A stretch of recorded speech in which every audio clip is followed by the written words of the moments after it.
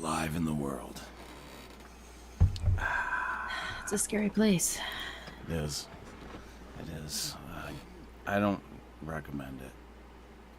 For public consumption, reality, I wouldn't give it that many stars. No. Maybe one.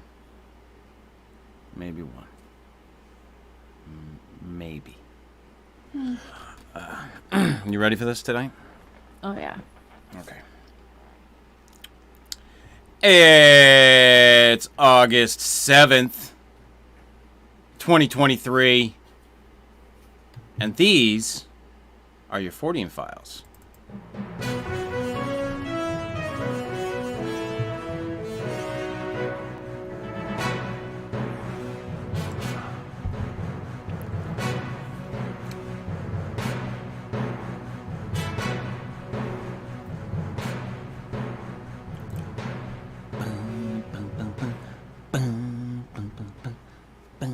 It's been a crazy ass week. The Gilgo Beach murders. The beat goes on. The beat goes on. It's gonna go on, too. The beat goes on. I like my favorite part of the Gilgo Beach murders is that they probably would have been solved a long time ago if it wasn't for police corruption. Isn't that a... It sucks. The FBI, so the FBI wanted to come in and help.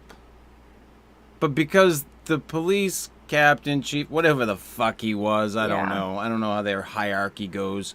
But because he was corrupt as shit, he didn't want them to come in. Because they would find out that he was corrupt as shit, which they found out later on anyway. Yeah, but so they didn't come in and help. They were just like, okay, Right. have fun, good luck.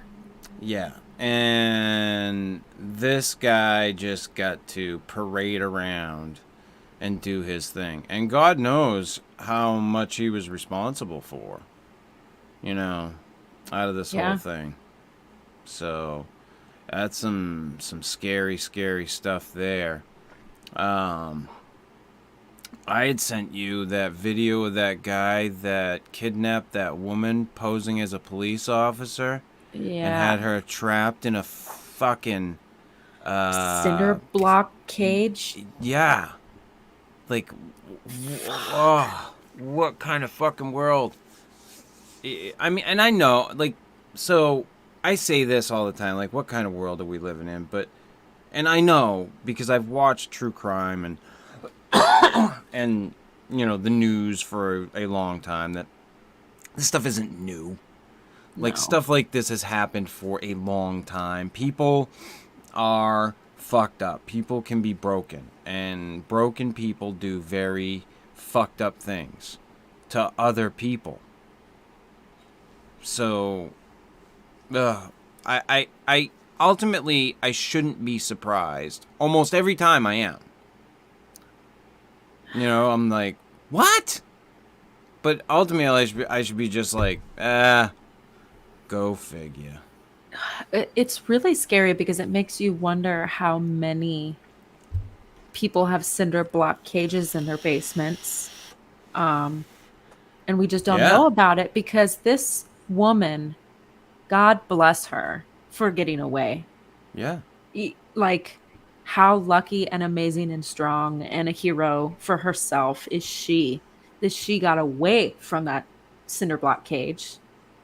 Yeah. And how many more are there of poor girls that didn't get away? I should have had something popped up for that so that we could go over the actual case, but I just, what a fucking and they were looking into more instances of abductions that he may have been involved in. Right, because like, it seemed as if this wasn't his first time. Yeah. So crazy. He was pretty young too. It just, it's always, things like this are always going to happen. People like this are always going to exist. These monsters You know, whether we want to accept it or not, they are a fact of life.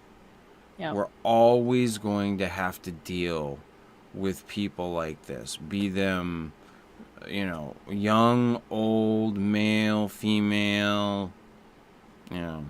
They come in all shapes and sizes. Yeah, it does not fucking matter. And the case we'll be getting into a little later, the Ken and Barbie killers, Karla Homolka and Paul Bernardo. Buh. Just buh. It's a dark one. Yeah. Yeah. I didn't take any notes on that. I've known about this case for a long time. I've been very, very well versed, I should say, in the whole thing. Like I knew she was out and about and had kids and changed her name and all that bullshit. Spoiler alert. There's a serial killer that walks free among us who was technically charged with all the crimes. Not the murderer. All the other sideways murders she was. Yeah, but she was charged with the crimes. You're correct. Not with the murder. But like kidnapping. She served time for the crimes. They found out. Yeah. Anyway, I don't want to get into it right now. Yeah. But yes, there's a serial killer that walks among you, and probably shouldn't. Let's just say that. Yeah. That whole thing. And they would have gotten away with it too if it hadn't been for those meddling kids and their dog. You know, the Scooby-Doo gang. I don't know. No. So yeah, we'll get into that a little later. But yeah, it's been a week. It's been a week. How many more fucking criminal charges we gonna level against a former president here? I haven't paid much attention to that, but I don't like to get into politics too much on the show, but kind of seems banana republicish.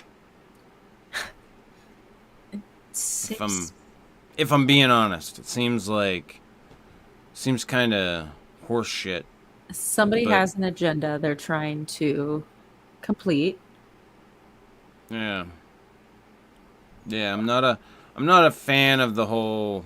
I'm not a fan of any of it, really. I mean, if I'm being honest, like I'm not a fan of the system as it stands. But this whole trying to take down former President Donald Trump is kind of fucking crazy. It's weird. Like I'm not a fucking Donald Trump fan by any stretch of the imagination. Like I don't want people to think that like I'm out here like rah Trump. Right. But I don't like I've looked at this and it just none of it seems to hold any water.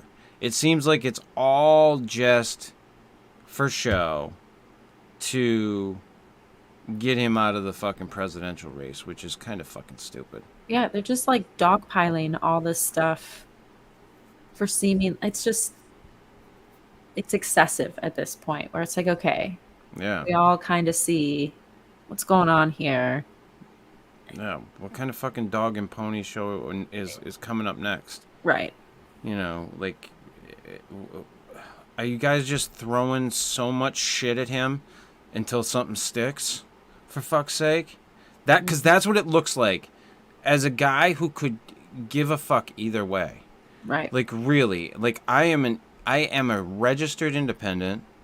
Like I can't vote in either of the Republican or the fucking Democratic primaries or caucuses or whatever the fuck they call themselves in different states, because our election process is fucking muddled and fucked up to begin with. It's weird. But as a guy who's in the middle, albeit I've always tended to be liberal leaning, I don't fucking get it. I don't understand this shit. Like what's going on right now. And as someone who does this podcast thing, listening to the censorship and the shit we've had to deal with on YouTube and me on Facebook. I think I figured out what happened on Facebook, by the way.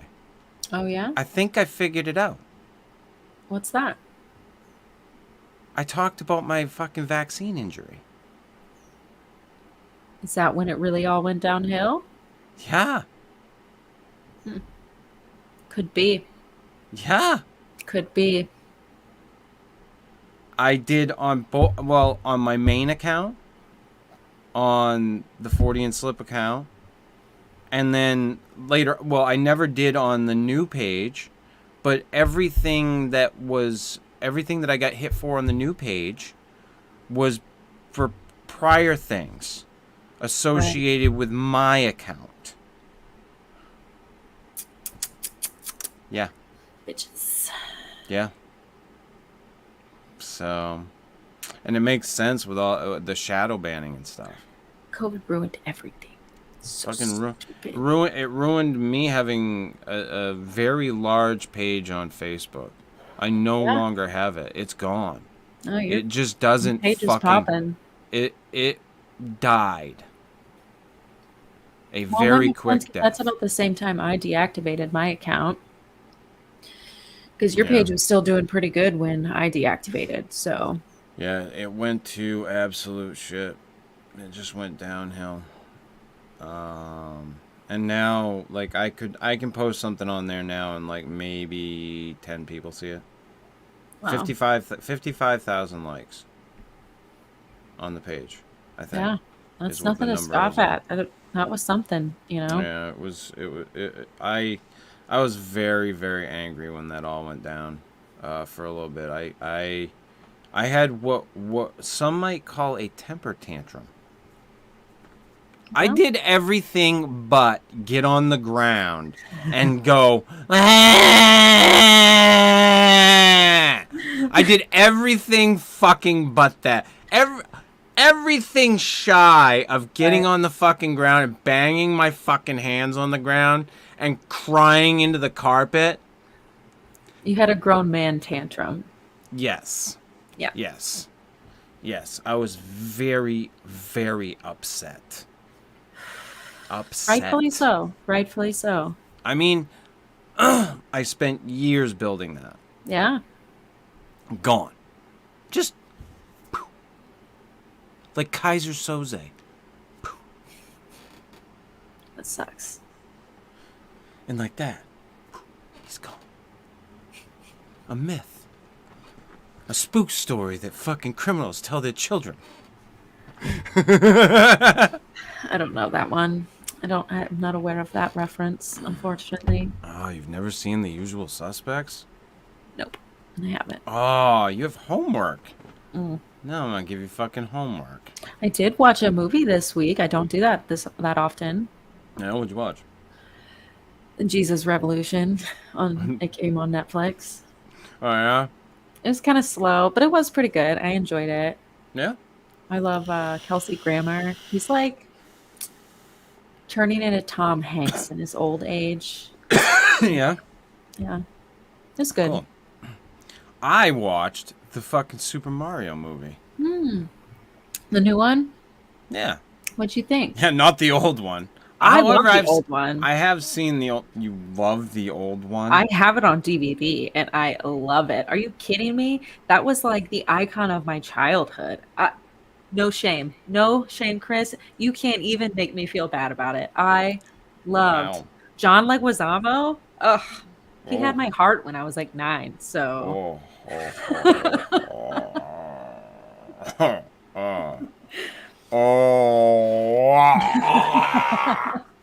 I told you I got no shame on it. Nope. No, that movie, like, so...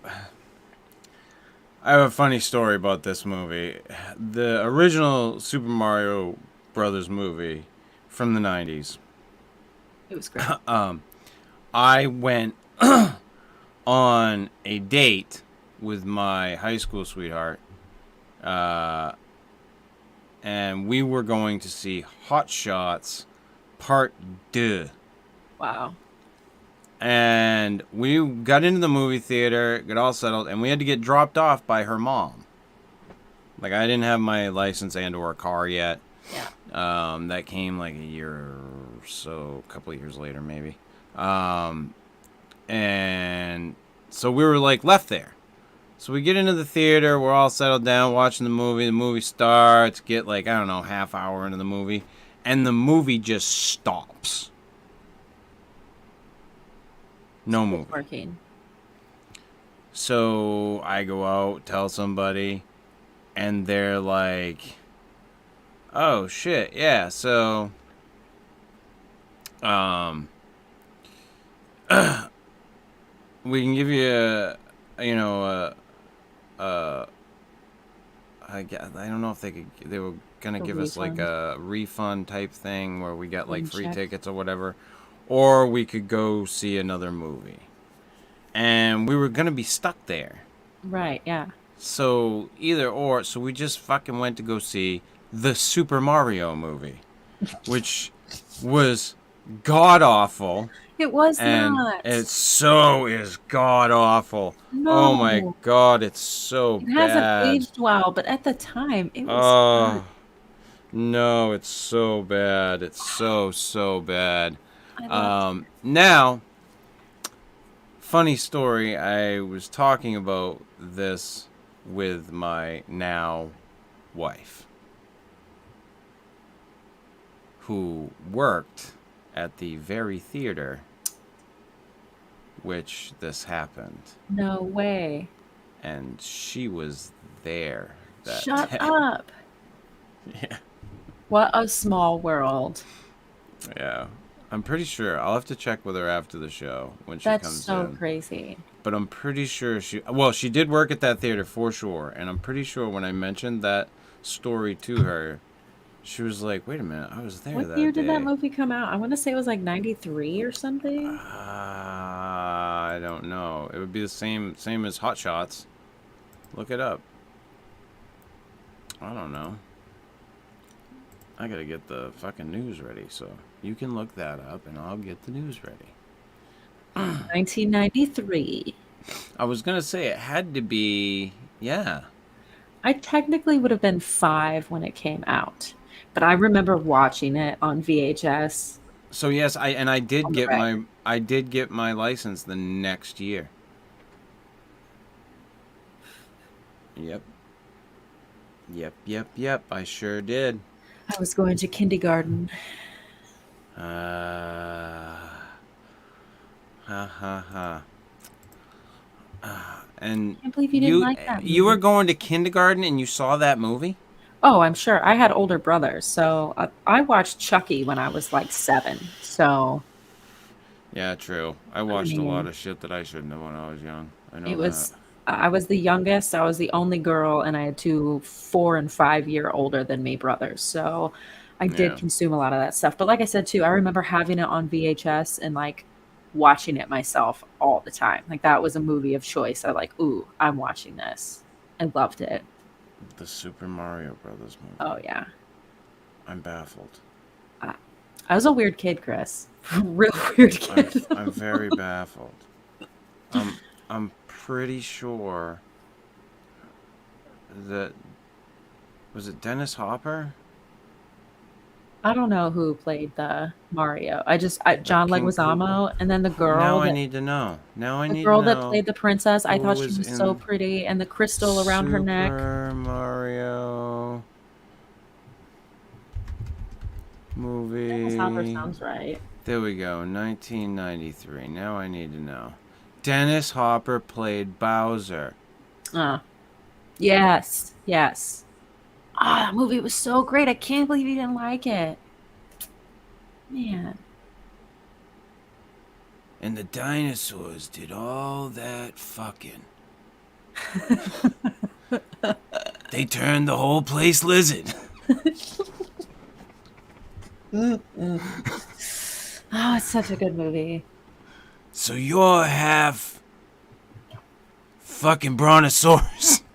I'm gonna have to go pull that DVD off the shelf and watch it this week now. What, True Romance? No, Super Mario. I think you should pull True Romance off the shelf because that's a much better Dennis Hopper vehicle. Yeah. See, I'm not a movie buff. He does that speech with fucking Christopher Walken. Walken's like, this guy!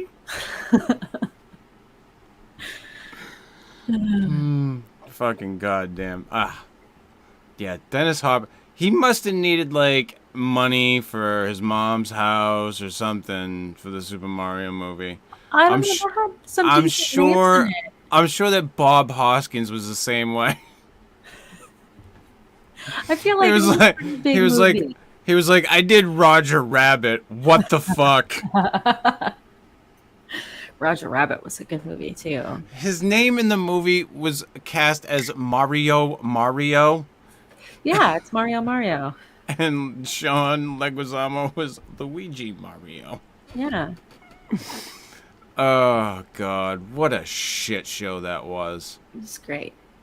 It was awful. I'm sorry, Katie. Okay, well, 8-year-old me loved it. I have to push back on this. It's awful. It will always be awful. Super Mario Brothers, or Super Mario Movie, is what it's called, actually. I'm a 90s kid. I can't help it. Super Mario Brothers film. I am who I am, Chris. You know, I think if I'm being honest, I remember I wanted to like it. Have you ever seen any of John Leguizamo's stand-up comedy? No, not much. He does like one man, more like yeah, I know what you're performances. Oh, they're so good, so good. I've never been a big Leguizamo fan, so that's probably why. It's probably why I don't like the Super Mario Brothers 1993 movie. The new one, it was cute. I'm not gonna lie. Like, I didn't sit there and go, this is a pithy fucking movie. I loved it. At one point, I was like, yep, they let Jack Black sing. Of course they let him fucking sing. Let him sing, of course. Wow. Of course they did. That's not surprising. No. Goddamn Jack Black. Another American treasure. I would say, he's great. You can't complain. Yeah, American treasure. All right, our first story of the evening, Katie, from MSN.com. Actually, it's from Exemplar. You sent this one to me. Forest explorer stumbles upon what she believes is a very obvious fae trap. The fairies are setting up traps now? I guess so. I thought those were just called gay bars.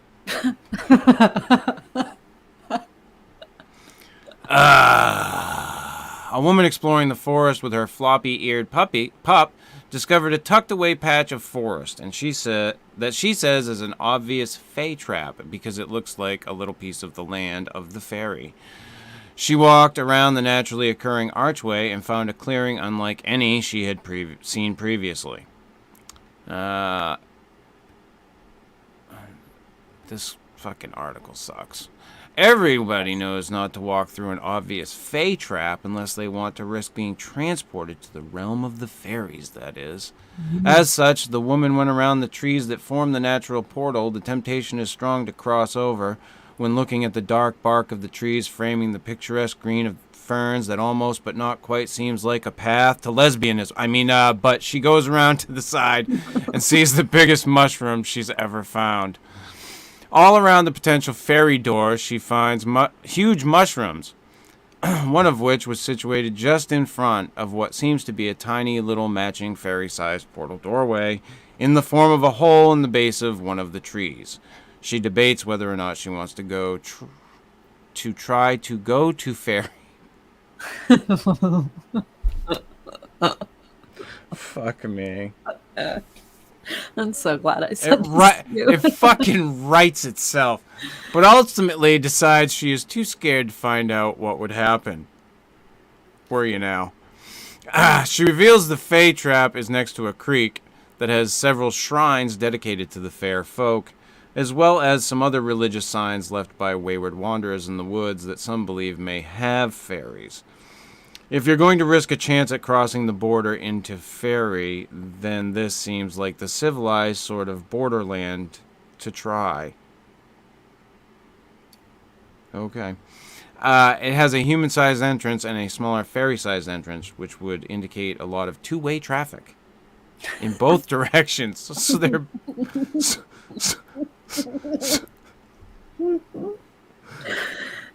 Whoever wrote this knew what they were doing. They knew what they were doing. So they're bi-fairies? Huh, okay. Seemingly safer than a wild fairy trap meant to trick the curious into doing the mischievous deeds of the Fae who placed it. Huh, okay. We could watch her tic-tac. Jesus fucking Christ. Her TikTok video, but I'm gonna skip it. I will say I watched the TikTok video. Yeah. And it is the fairiest looking woods. Like, it is very the aesthetic. Does she seem like the kind of chick that doesn't shave her pits or legs? Alright. That's what I figured. I mean, she seemed fine. I gotta cross that off my bucket list at some point. Hairy granola chick. A granola chick.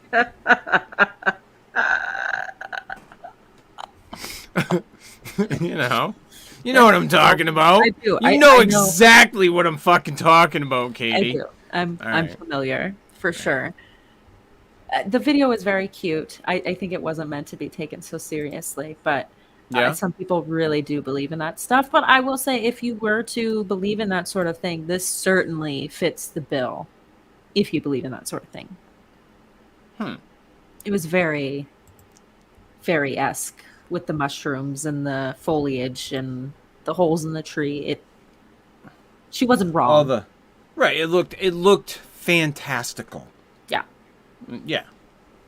But it was real. It wasn't fake, Looks can be deceiving. Let's just say. It was just a really pretty part of the woods. Yeah. I mean, yeah. Yeah. I've seen a lot of them. Yeah. I don't know where that was at, but it looked like a woods I would love to go stomp through for sure. I've hiked in a lot of places. I hiked to a place that was called the Emerald Pool, Katie. And I assure you, it didn't quite look like an emerald pool, but it was pretty fucking fantastic. Yeah. I used to do a mountain almost every year. Blueberry Mountain. And you go past this fucking stone house, up the trail, and there was this fucking big fucking little, I say big little, it was deep. It was very, very deep, but pool that was fed by a fucking mountain stream. Nice. And it was cold as fuck, but beautiful, beautiful spot. I mean, they exist. Yeah. They exist, people. Mother Nature is beautiful. Our next story of the evening from thesun.com. Rest in peace. Who was Bigfoot researcher Scott Carpenter, and what was his cause of death? One of the most prolific Bigfoot researchers, 59, tragically passed away on Friday. Prolific. I don't recall, sir. Scott. Like, if it's a prolific dude, it should be like Bobo, Matt Moneymaker, Cliff Barrett, Meldrum. I would consider prolific. I'm trying to think of some other people off the top of my head, and I'm drawing a blank. But Scott Carpenter doesn't come off as prolific. But notable, sure. Anywho. And while I thought the world of Claudia, I don't think that she was a prolific Bigfoot researcher either. Yeah. Like, she was just a Bigfoot researcher. Prolific is a big word, but that's a problem, is we have a very small pool that we're pulling from. So that word gets thrown around maybe a little too loosely. Too much. Yeah. Scott Carpenter was a major influence in the Sasquatch research community, and fans were left devastated after news of his passing. Who was Scott Carpenter? Scott Carpenter was a well-known researcher in the cryptid community. Those who believed in the existence of mysterious creatures that are disputed or unsubstantiated by science. The YouTuber who garnered more than 62,000 subscribers was most recognized for his fascination with Bigfoot. He often uploaded content in which he theorized that the Sasquatch was a Nephilim, a combination of fallen angels and human women mentioned in the Hebrew Bible. The legendary Bigfoot hunter wrote a book called Truth Denied, the Sasquatch DNA Study, and also expressed his views on TV. Was he linked to fucking Ketchum? Can you do a quick Google search on that? Yeah. While you're sitting there? Scott spoke on finding Bigfoot and Survivor Man, as well as being a key part of Sasquatch genome study. He dedicated much of his life to the field and was a member of the North American Bigfoot Search Group. Many of his theories were watched by fans through his YouTube account and blogs. They included the Bigfoot Field Journal Volumes 1 and 2, The Dogman Monsters Are Real, and his latest release, The Nephilim Among Us. When did Scott Carpenter die? Scott tragically passed away at age 59 on Friday, August 4th, 2023. He was reportedly surrounded by family and friends and died peacefully. The devastating news was announced on Facebook by Bettina Moss, who had interviewed the Sasquatch researcher before. His friend Tony Merkel also paid tribute to Scott and revealed Scott's son Travis had informed him. The family have not released an official statement. What was Scott Carpenter's cause of death? Brain aneurysm, blah, blah, blah, blah, blah. And it mentions Claudia Ackley passing away at the end.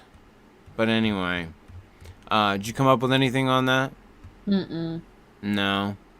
I'm wondering if he was tied to Ketchum, because Ketchum was into that Nephilim bullshit too. No, nothing with the two of them linked together has come up. Has popped up.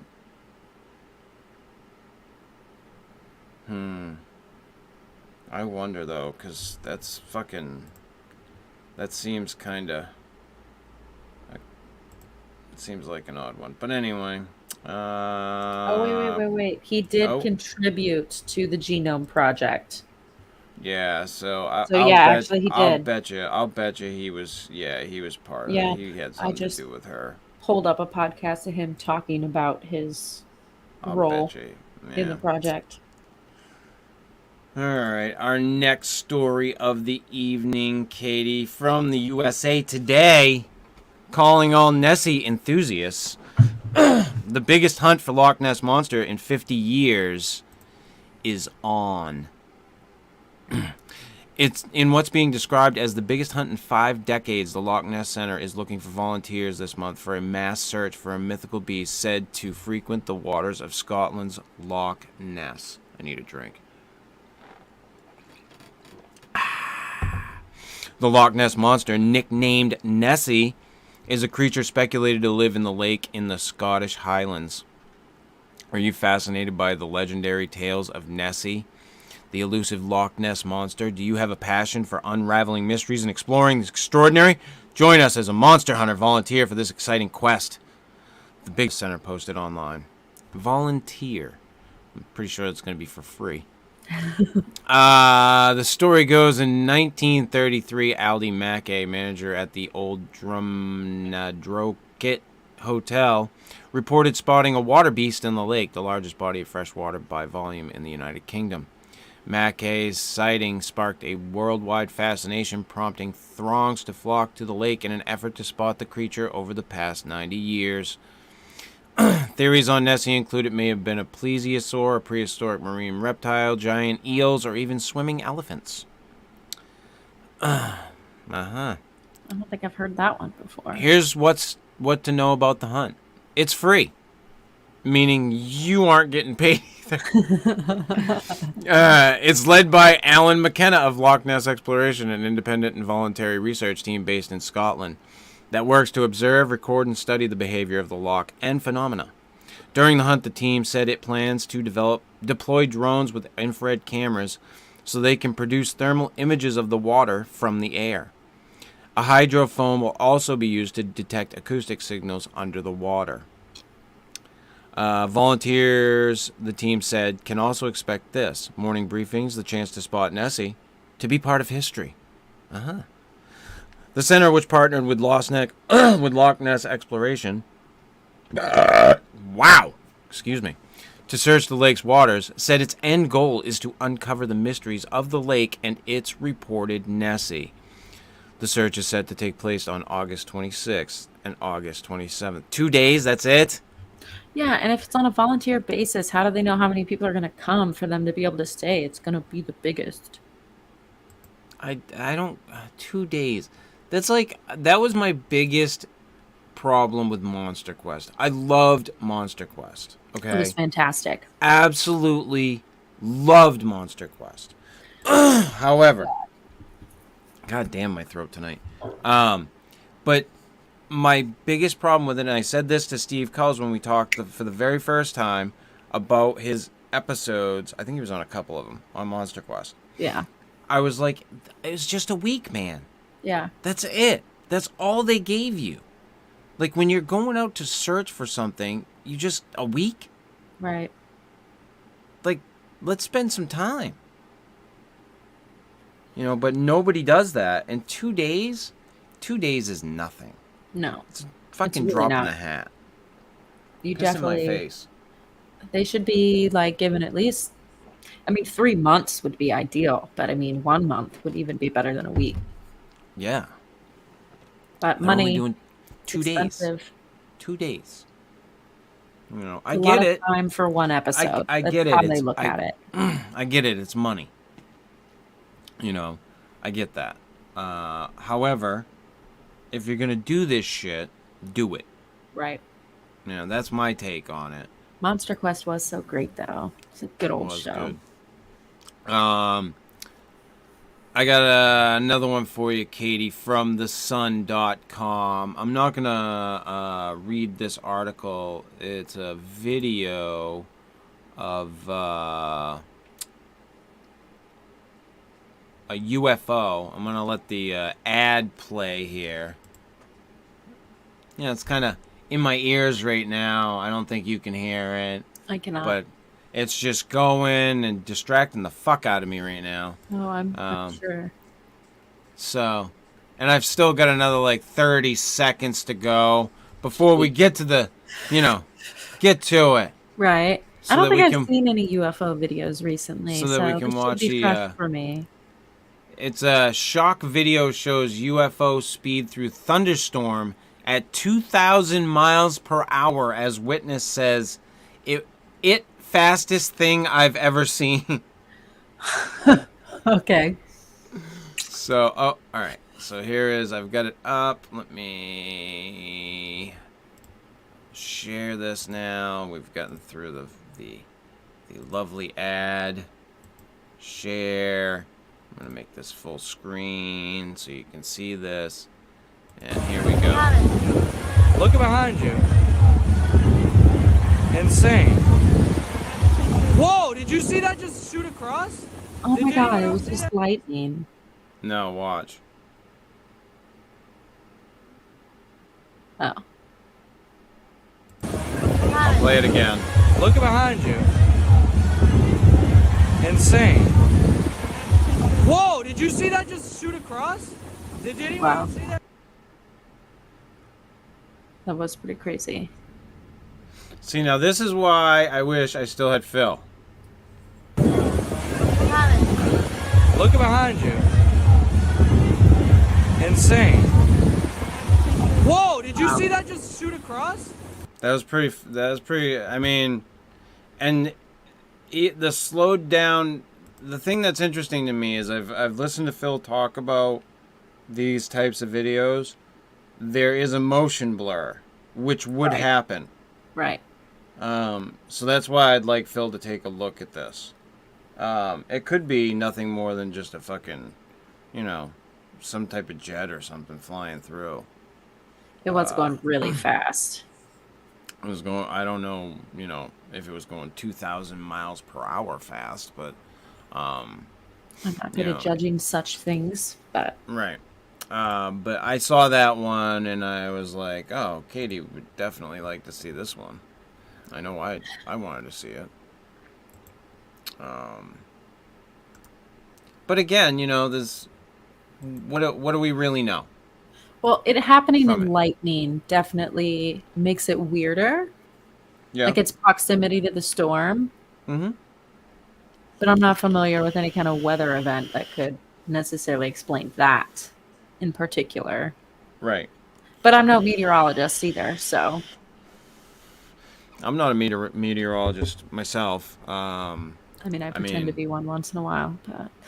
Yeah, I mean, if I'm a Fred Smith, I'm late for a very important date. Are you the fucking rabbit? Do I need to follow you? I think so. Fred, are we going down the rabbit hole tonight? Is that what's happening? I don't have a dress on, and I'm not eating anything I find down there. Just so everybody knows. But yes, Farmer Fred Smith joining us this evening. Hello, Fred. Our last story of the evening, Katie, from Outkick.com. Trail cam appears to photograph Bigfoot, but something doesn't pass the sniff test. I was going to go with a joke there, but I'm going to leave it right the fuck alone. An incredible video allegedly showing Bigfoot in Florida is circulating the web, but it should be treated with extreme caution. The paranormal is something that always fascinates people, and the two most common topics are UFOs and whether or not Sasquatch Bigfoot is real.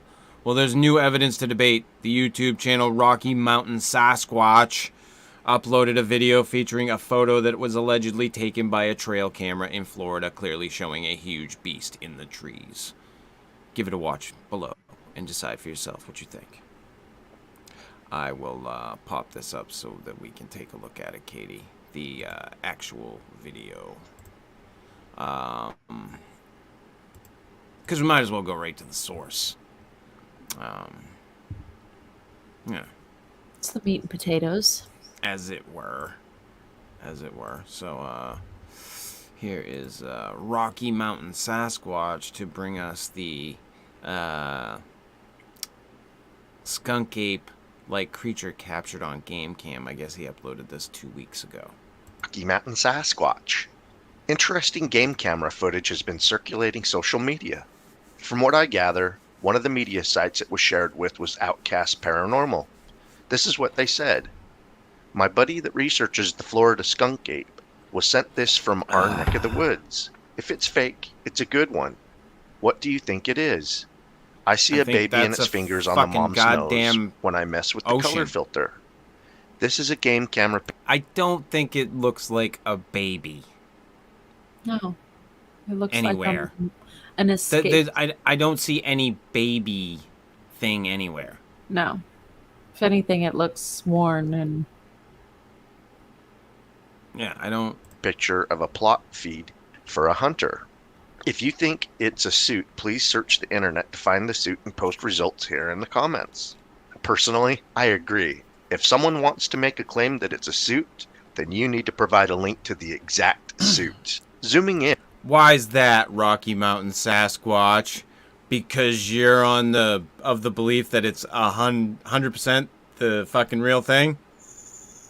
Like, is that where we're going with this? As much horseshit as I've seen, like, just based on that alone. What's underneath it? I feel like you should be able to see its legs underneath that log. You should be able to see something. Let me take a look at it there. Yeah, I don't see anything really. I mean, whatever. And it looks really low to the ground. That whatever it is. zoomed in view for me gave off taxidermy vibes. Now, I don't know taxidermy of what, but there's some really shitty taxidermy jobs out there. And that face it's like matted down to it. Well, it makes me wonder. So if Taxidermy. it was a game cam, did it have video? I would say just because they say it's a game cam doesn't mean that's what it is, and it wasn't still a Correct. stage thing. Correct.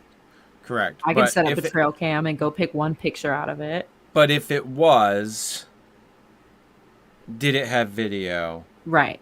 You know. And were there subsequent pictures?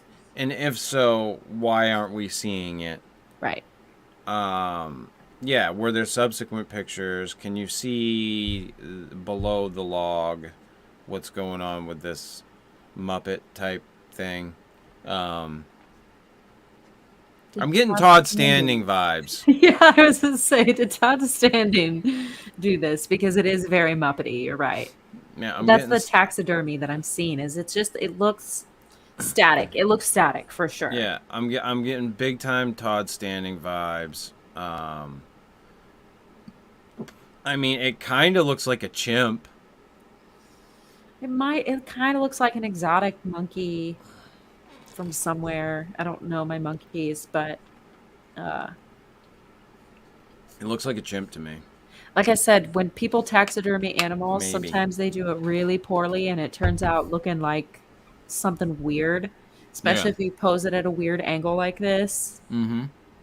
That could be somebody's fucked up little practice taxidermy thing. Oh, yeah. They just took it out in the woods and was like, huh. Could be. Could be, but I mean, I don't know what it is. It doesn't look like a fucking Sasquatch to me. No, it doesn't. The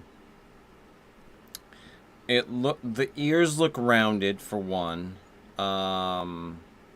Very round. Or at least that one ear looks very round because I can't see the other one. Right. Oh God. The hair on top. This thing that they're saying looks like a baby.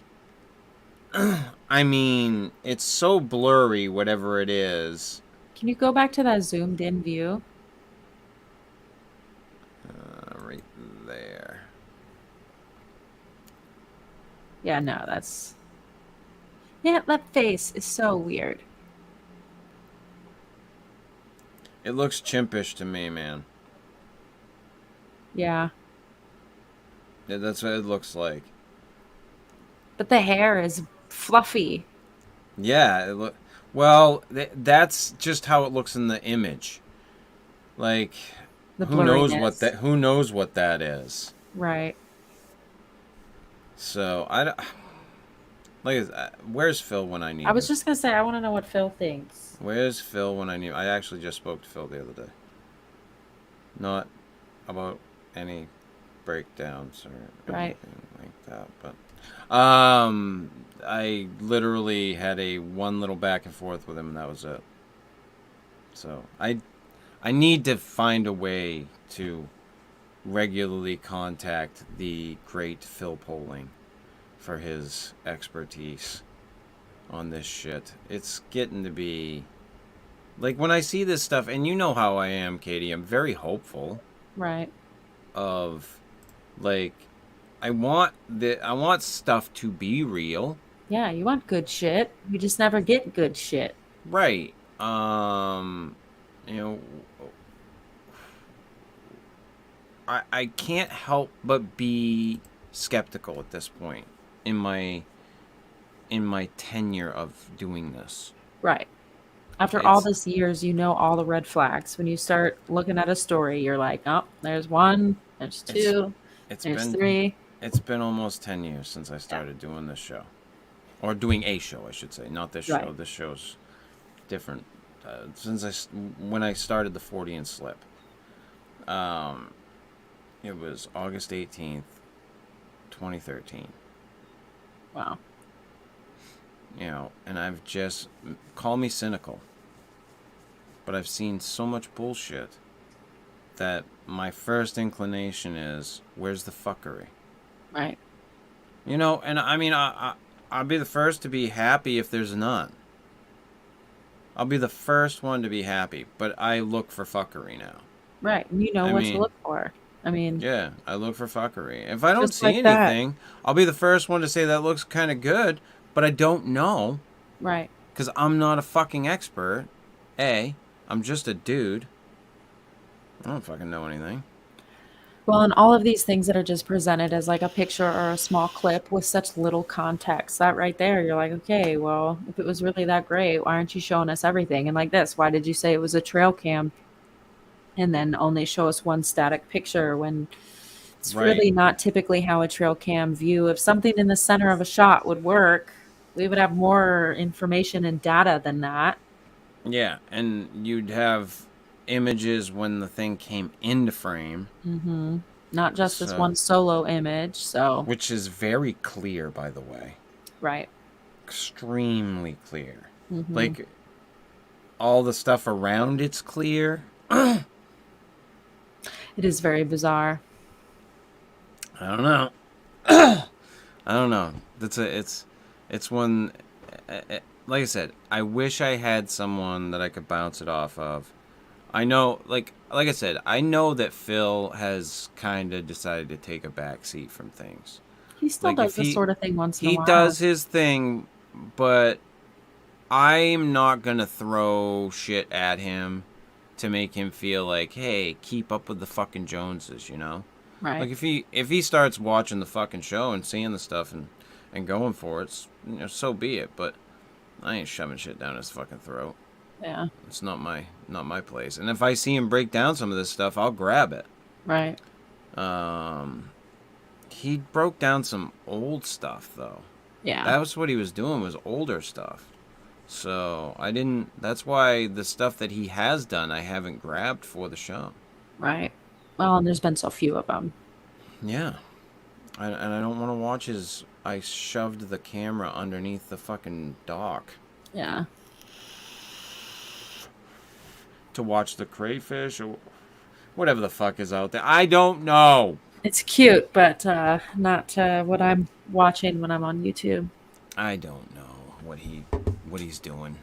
Old Phil. Good old Phil. Listen, this is all I want to know. If this is what old age is going to do to me, tell me now.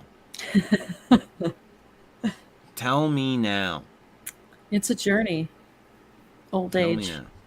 Because fucking Jesus, Phil. You're scaring me. You're fucking scaring me. So, we will take our break. Let me grab our lovely break music. The night drive-in for our listening pleasure. For everybody's listening pleasure. Mine, Katie's. And whoever's watching. I know Farmer Fred's out there, so. We will be back in just a little bit to delve into the Paul Bernardo Karla Homolka case. I use their names and not the victims. The victims are very important, don't get me wrong.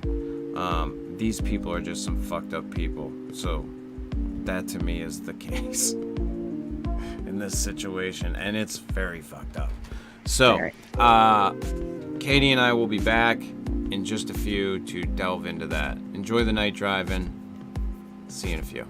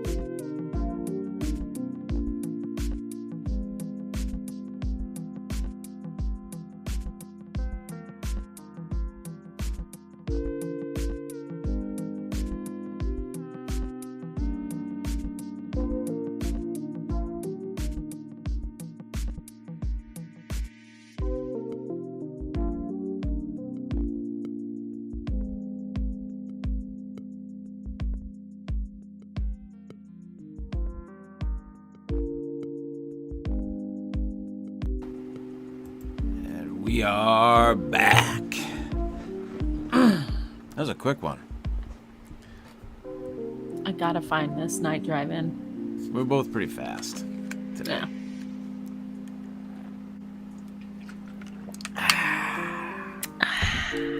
All right, ladies and gentlemen. Children of all assorted ages.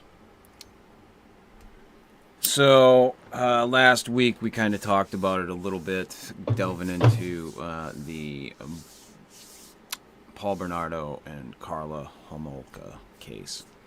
I am going to pop up something so I can get references to names, so on and so forth. So it is often recognized as the Ken and Barbie killers. Yes. It's a popular name for them. Bernardo. They were young, Karla blonde. Homolka.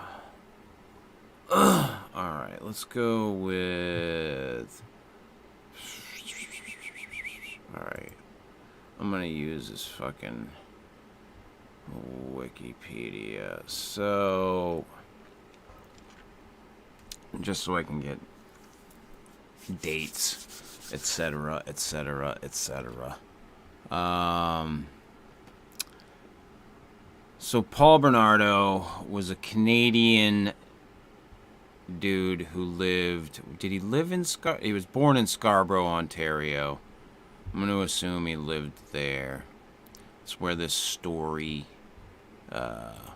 begins, let's say.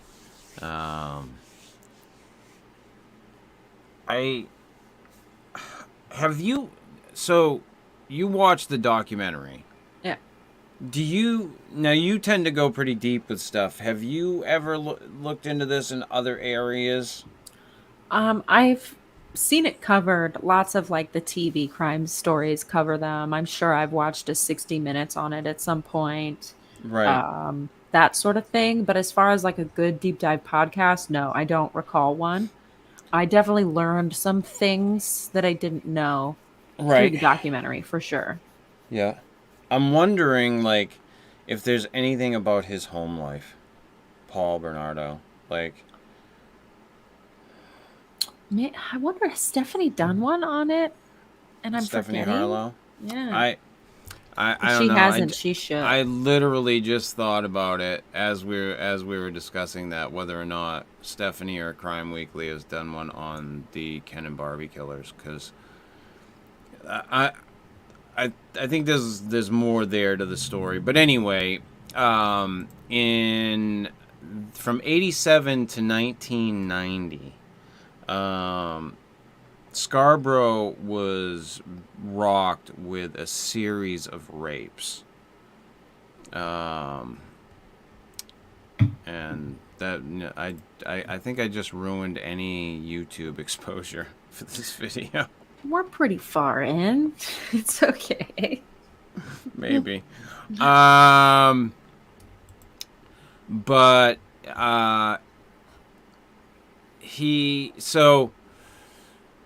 this guy would basically just follow people or abduct them from wherever, grab them, rape them. It was very brutal. Like, he broke one woman's arm by just like stepping on it as he like walked away from her. And they were brazen. He never covered his face.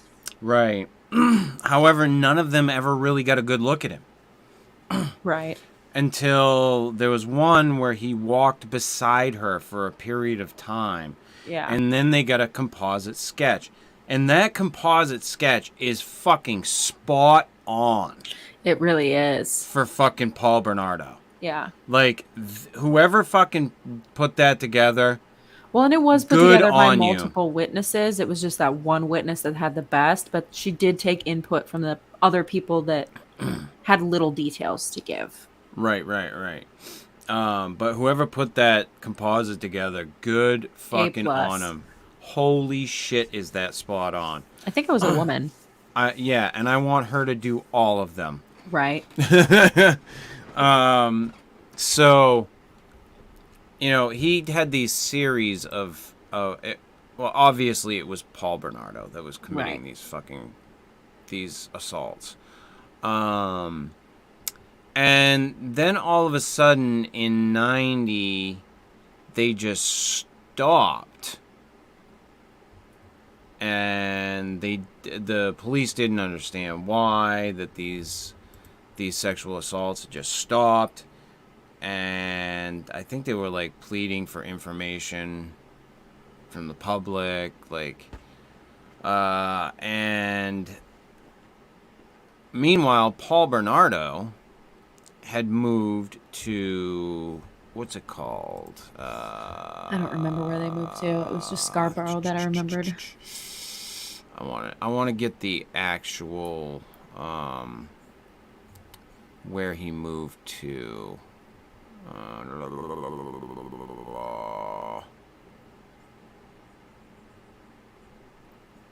It just says that he met Karla.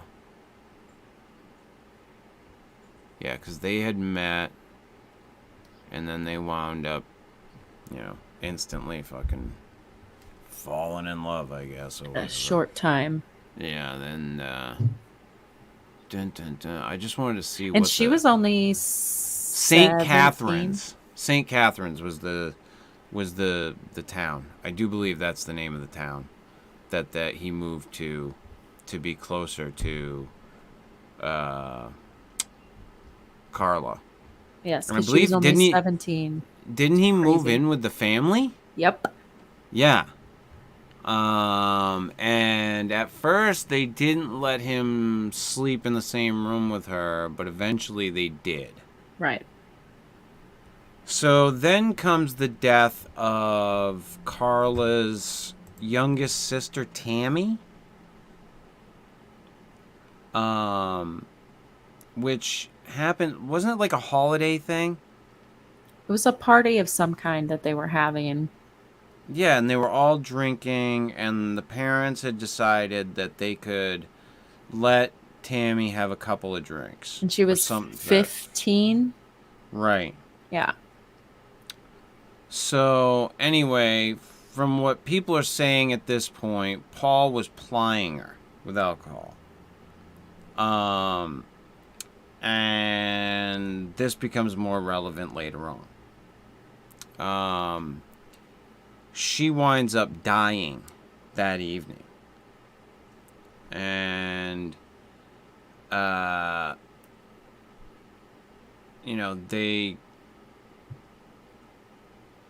Paul, I guess, was worried about being in trouble because he had given her alcohol at Right. they were talking about that, at the funeral or something. I think all the adults held that guilt, though. For that Yeah. whole thing, yeah. But it was passed off as, it was an accident. Alcohol poisoning, asphyxiation, on her vomit. Right. And then not long after that, Paul and Karla get married. And correct me if I'm wrong, but we find out later that while they were getting married, wasn't somebody at their house? Or no, they were finding the body of Yes. someone. Yes. Yes. One of the bodies had been recovered. They just didn't know who the suspects were yet, obviously. Right. So they get married, Paul Bernardo and Karla Homolka. When did they get married? I think it says so. It says in here. 94? 3? 90. It was in 91. Oh, 91. 91. They got married. If it was, yeah, because it wasn't even a year after Tammy was killed. And yeah, so yeah. So anyway, after the two of them got together, they wound up luring in two, but it was actually more than two women into their home. It was two that died. Leslie Mahaffey and Kristen French. Leslie Mahaffey was on June 15th, 1991. And Kristen French was April 16th, 1992.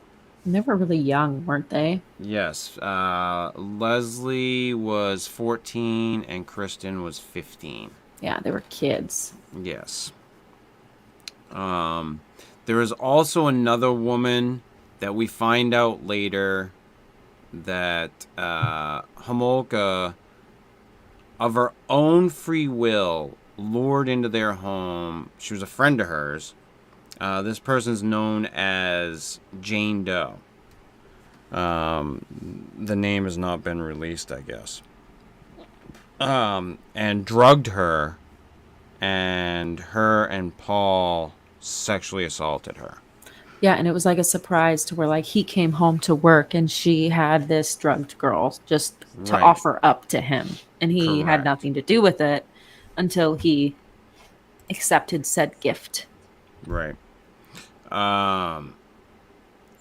Now, at some point in this whole fucking thing, after all this has happened, Karla goes to the police and claims that she's a battered wife. Is she trying to charge him with assault? That whole thing of why she came forward was really unclear to me. Right. But at some point she says that he's a murderer and I can prove it to you. Yes, she Or something like came that. forward.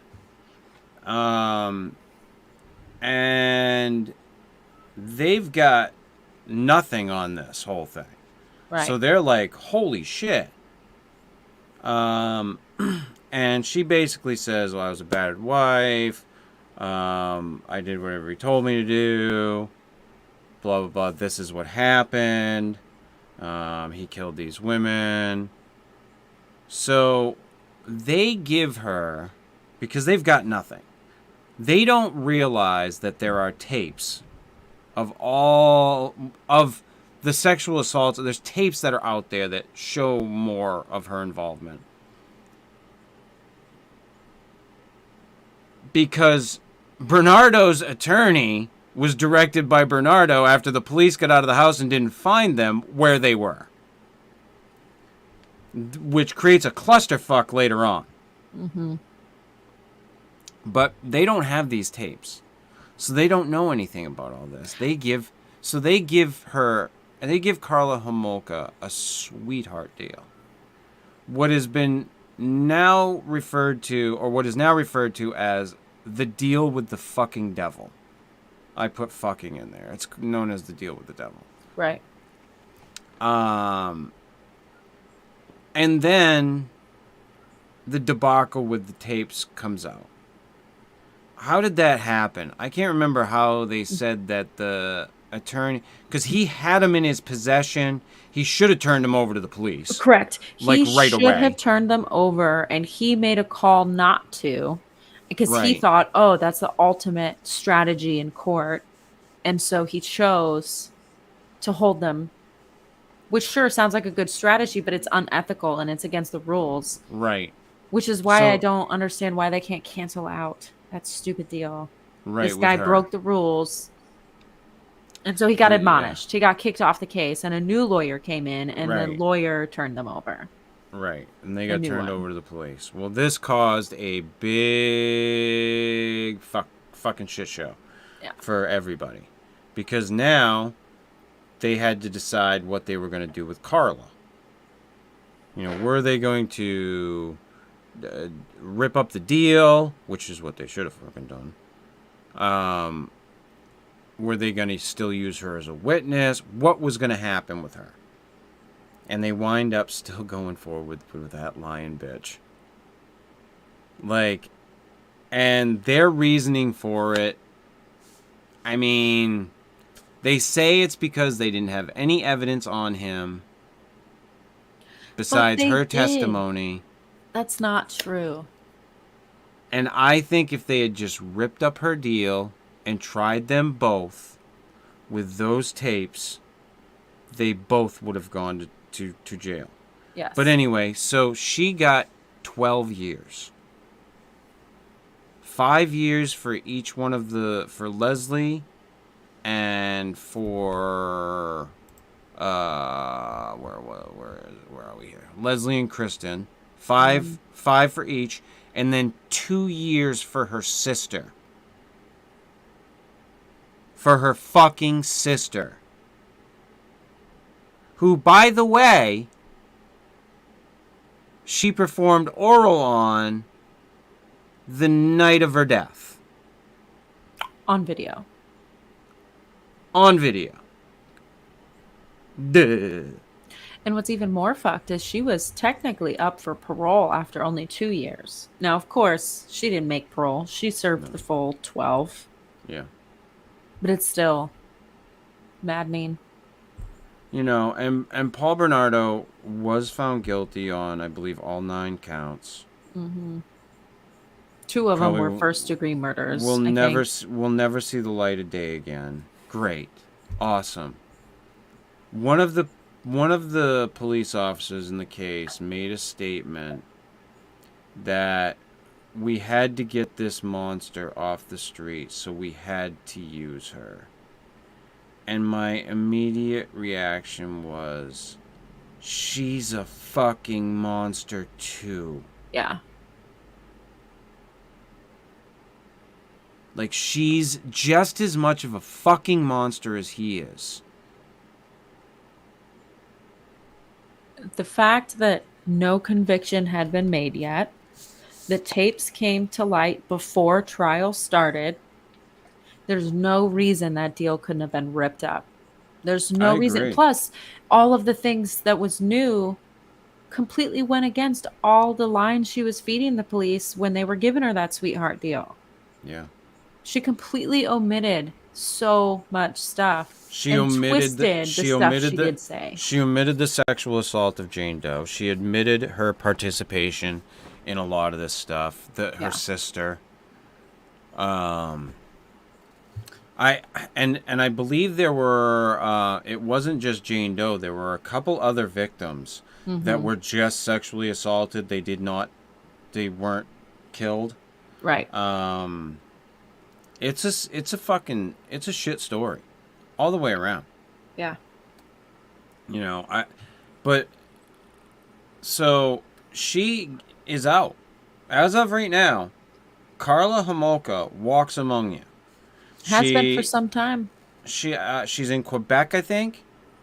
A French-speaking area. Yep. She has 3 children. She changed her name. And she's a serial killer that walks free. The only known serial killer that walked free. Ain't that a bitch? Go figure. Go figure. I found out about this story from Jimmy Norton, comedian Jimmy Norton. He brought this case to my attention years ago, probably back in it was early 2000s. About how, crazy this shit is. Like, that she walks free. She gets to walk free.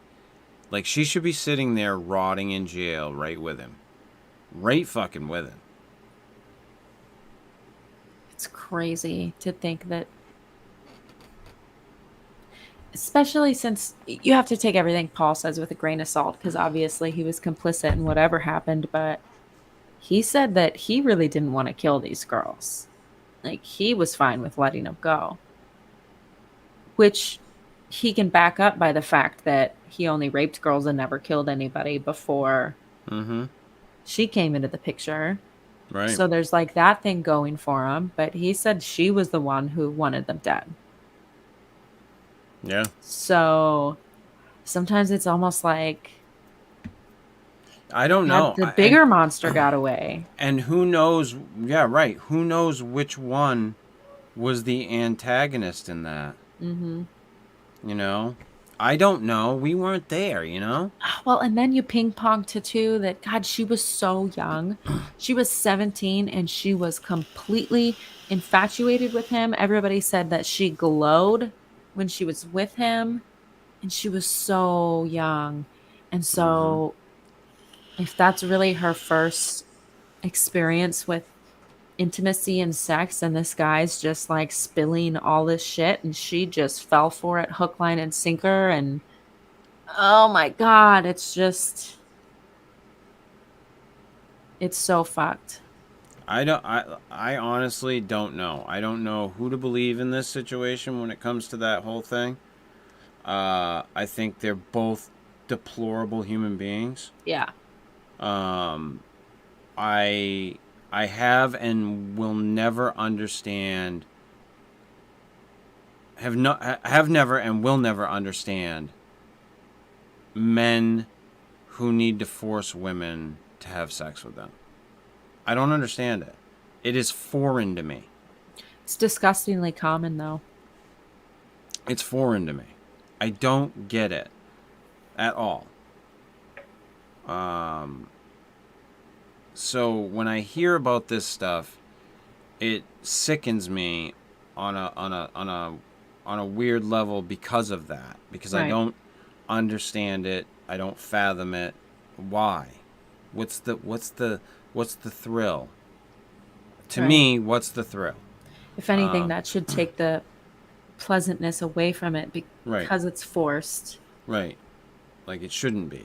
Like I yeah, don't- like you wanting to do that makes you a fucked human being. Like it's not normal.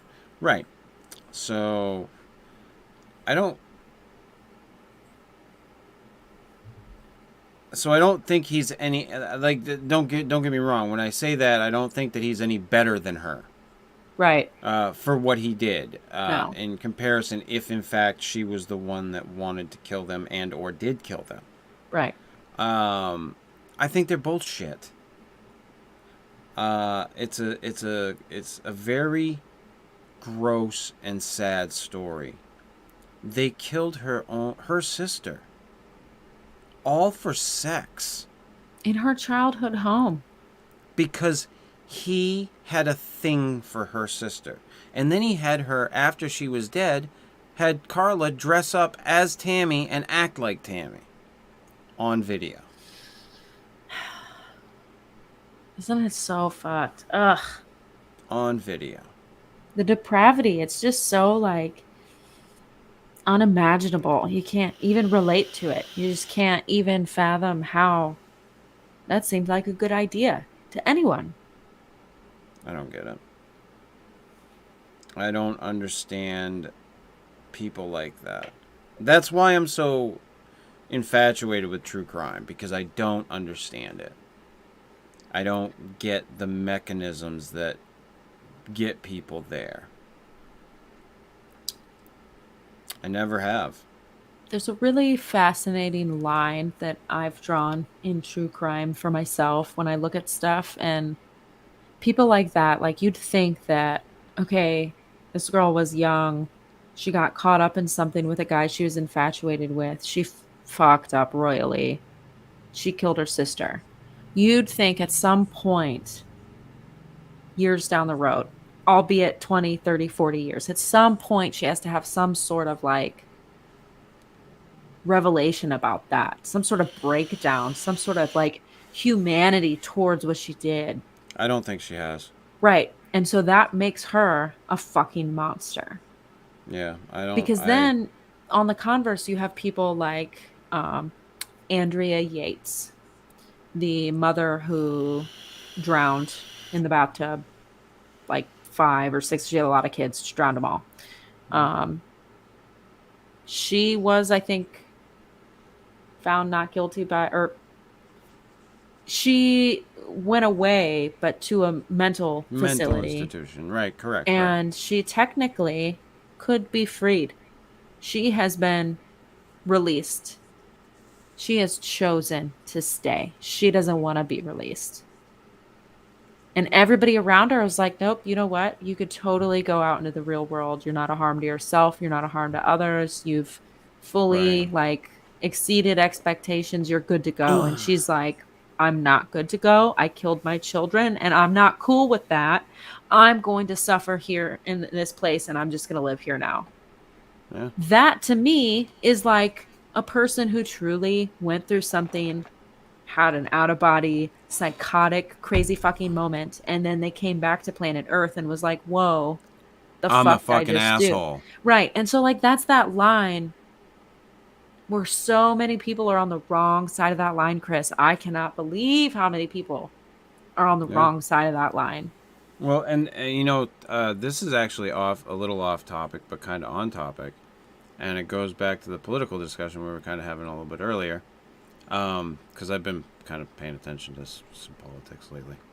But the only candidate that I've ever heard talk about us needing more mental health facilities in the United States, since I can ever remember, by the way, Vivek Ramaswamy. I don't even know who that is.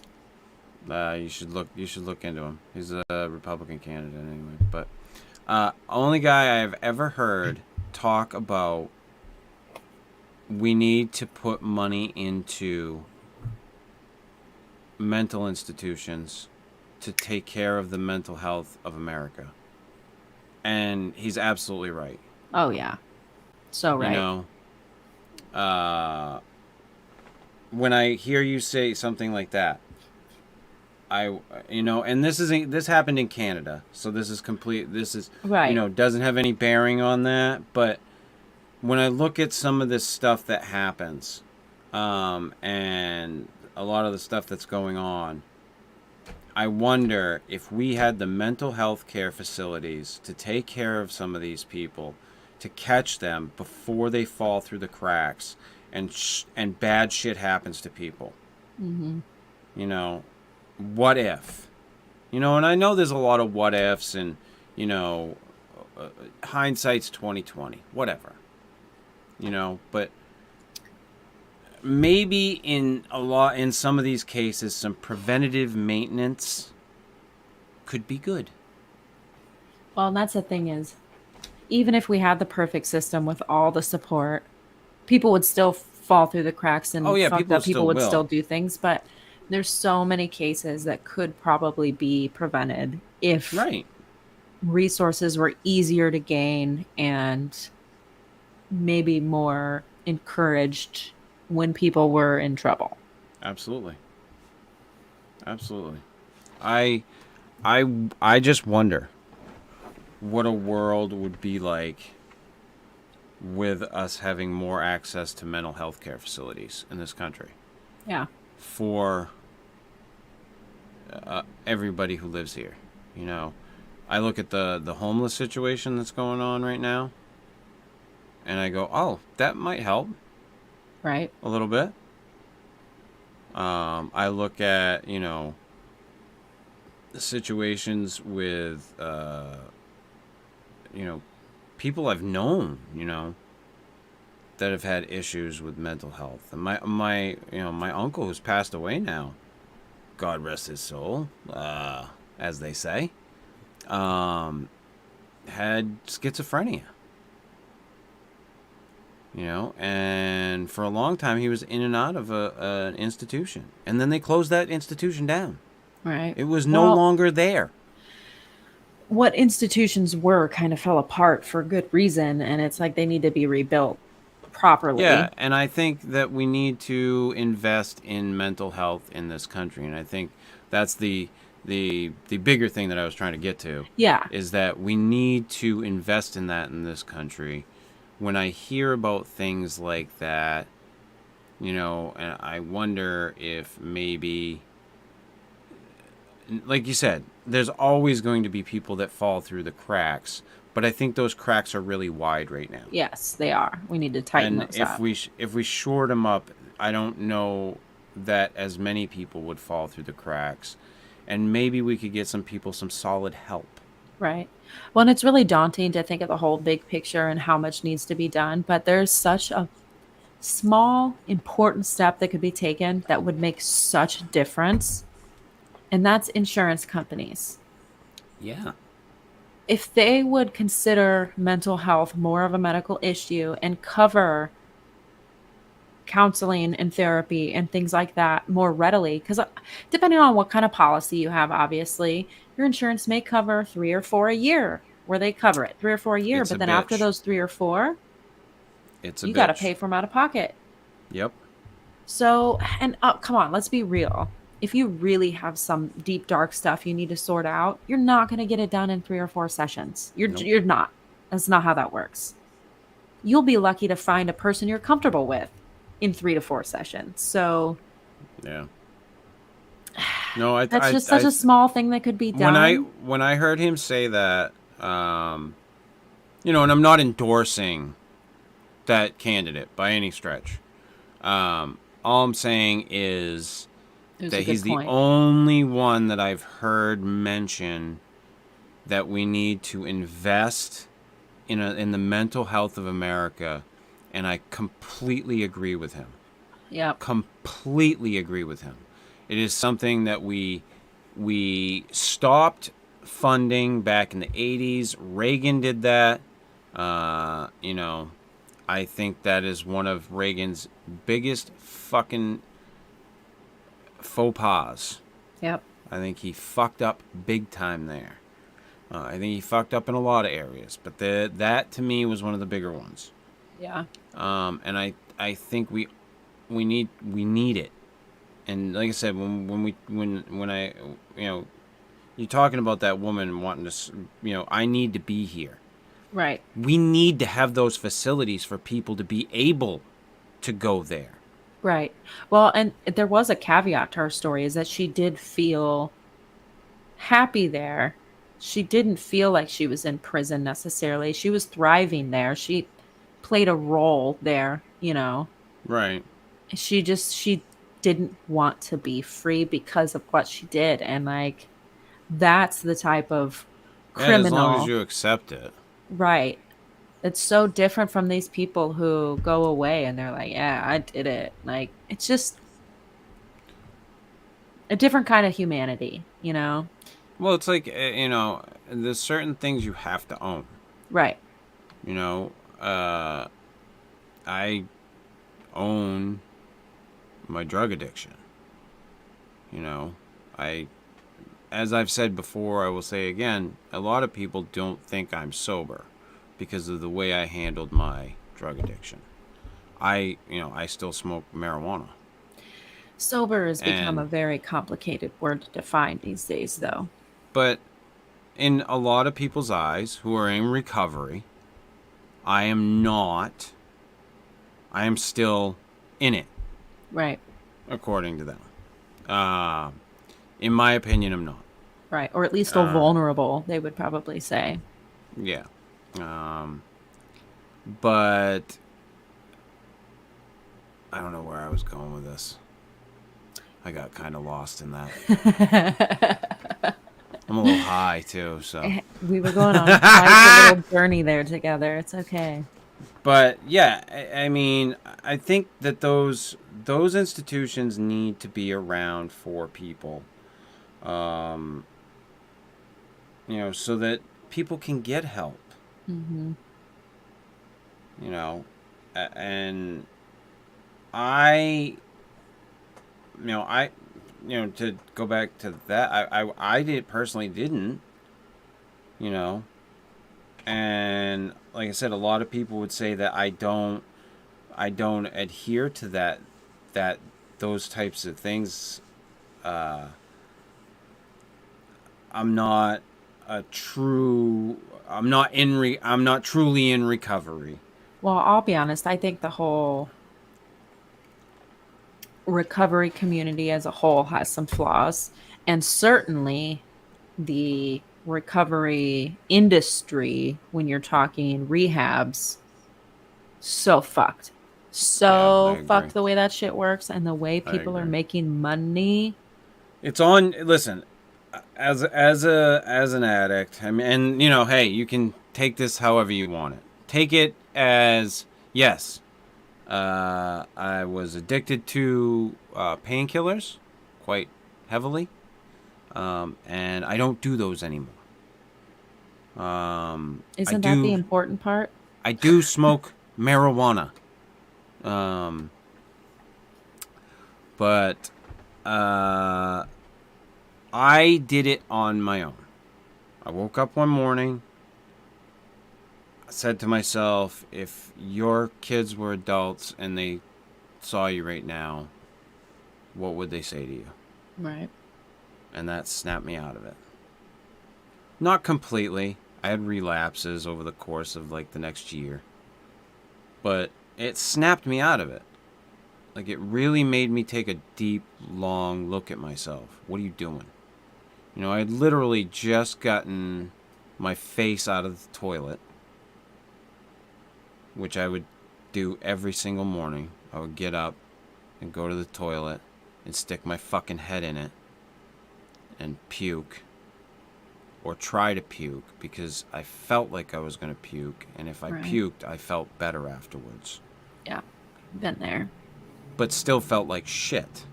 Mm-hmm. So there I am, sitting there with my puke breath, trying to drink my coffee, and sitting in my chair, and that's what hits me, is, what if your fucking kids saw you right now and they were adults? Right. What words would they have for you? And I once had a fella who was working with me. This was years ago. It was a guy that they stuck me working with him for the day. I had to let him in and out of apartments to do work, basically. And he was a dude who had been through AA or NA or one of them. One of the A's. And so we got talking, and I, explained to him, and he's like, oh, you should really be in a program. And I'm like, no, I'm good.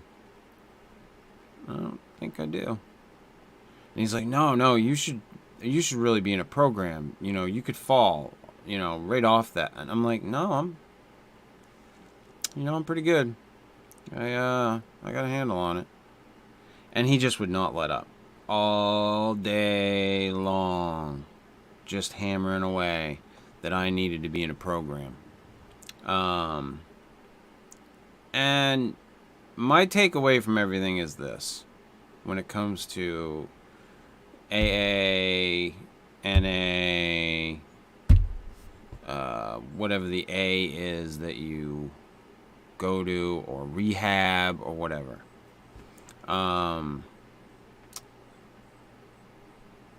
Does it work for some people? Yes. Does it also not work for some people? Yes. Do I believe that if you definitely stick to the program that you will no. Like, people fall off all the time. That's right. The whole... People fall off, and the what is it, the rate of people, it's not that great. No, they don't really have not. A great success rate. They really don't. If you want to get sober, you will get sober. Period. Yeah. When you want to stop lying to yourself about where you're at, you'll get sober. You'll smarten up and start taking responsibility for yourself and doing the things to make yourself not destructive anymore. Otherwise, you're still an addict.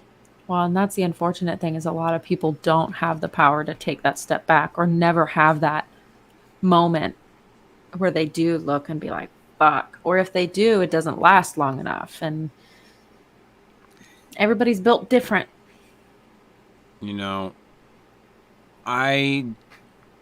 I just see that whole system of recovery and the Like the system of it. The, I don't know what you want to call it. The machine. Right. I don't like it. No. As a, and like I said, people can say what they want about me, but as an addict who, is in recovery,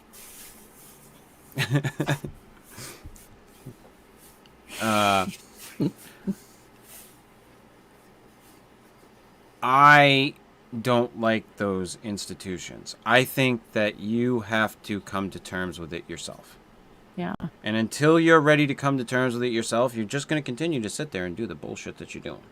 Well, and if you do come to it yourself, sometimes those tools can be helpful, but people get shoved into it or step into it before they're really ready, and then it's not successful. I mean, you got to want it. In my opinion, you got to want it on your own.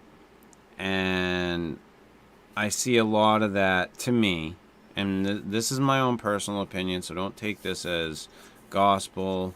If you need it, that's great. But to me, it felt like a crutch. Because there were people who were trying... There were a couple of people who were trying to get me to go into something. And I wouldn't. And there are parts of me that was like, maybe I should have, for certain things at that point in time. My job. I might have been able to keep that at the time, but... I made the decision that I just needed to get sober my way. And it worked for me. right. Like, it really worked for me. People can say what they want about what it is that I did or where I'm at with it. I don't fucking do pills like a madman anymore. I don't do them at all. Right. Well, see, and that's the important part, isn't it? I mean, I literally had, just a few months ago, had surgery and had to have painkillers for the surgery. Had a talk with the doctor about them. Felt comfortable with it.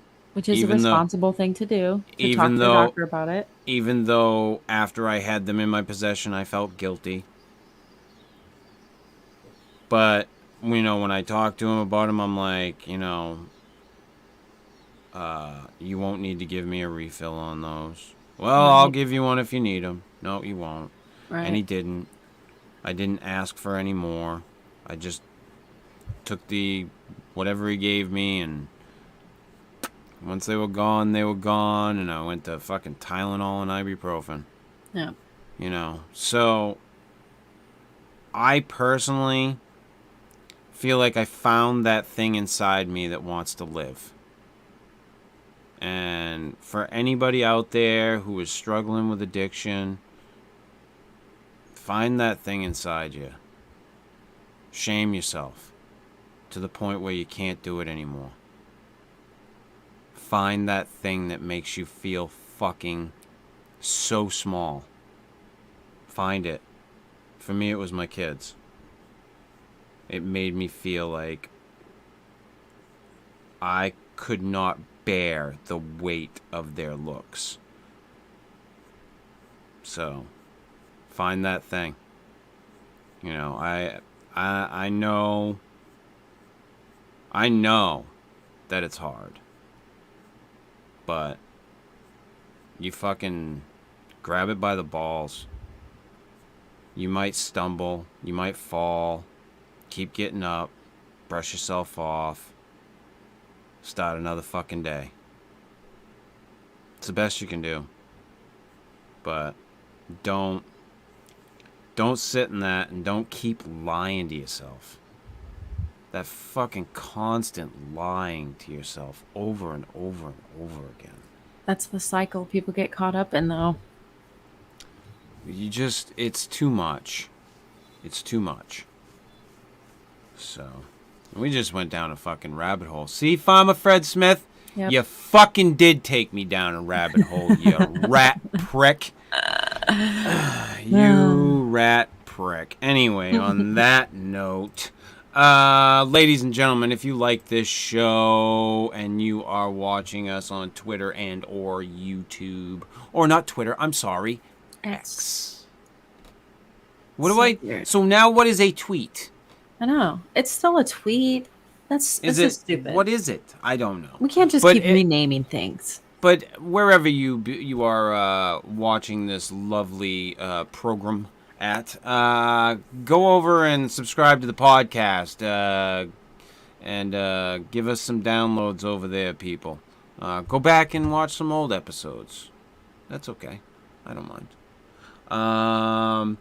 And as always, if you are watching on any of the other ones, come over and subscribe to the YouTube channel. You can watch live. We are also live on X, the formerly known as Twitter, at Fortean Files. We will be live on there for the coming future, as far as I know. For now. Until they fuck it up like Facebook did. Then we'll be in a whole new ball game. But yeah, we'll have to look into this case again at some point in time, Katie. If in fact Stephanie Harlow has done something about them. She did 3 years ago. Okay. Yeah. We'll come back to this at another point in time. And do a deeper dive into this. It's one of my more... I hate to call any of these cases my favorite. I know. I really it's a weird do. Thing. I really do. But it is kind of one of my favorites. Right. So we'll definitely swing back around for this one. We'll loop around at some point for this one. Yeah, I don't know what we'll do for next week. I've been trying to think about that.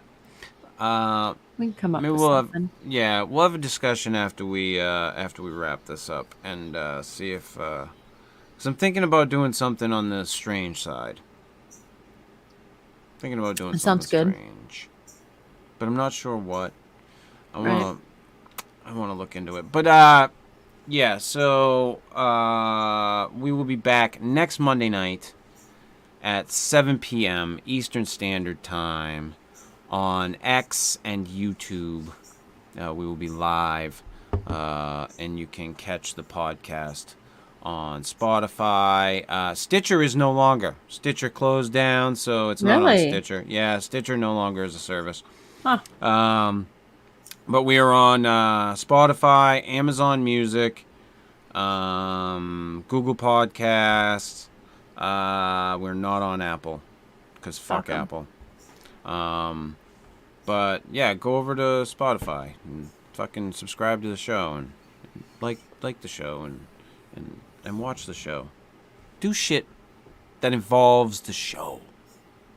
Maybe. I don't know. And we'll see you next Monday night at 7 p.m. Eastern Standard Time to bring you more strange shit and fun and excitement. Until then, see ya, peoples.